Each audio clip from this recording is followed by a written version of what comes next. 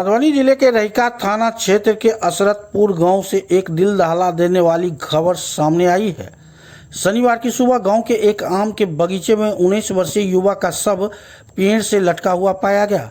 शव मिलने की खबर फैलते ही इलाके में सनसनी फैल गई और घटना स्थल पर स्थानीय लोगों की भारी भीड़ जमा हो गई। मृतक की पहचान गोपाल पासवान के पुत्र रवि शंकर पासवान के रूप में की गई है। वहीं घटना की सूचना मिलते ही रहिका थाना पुलिस तुरंत मौके पर पहुंची।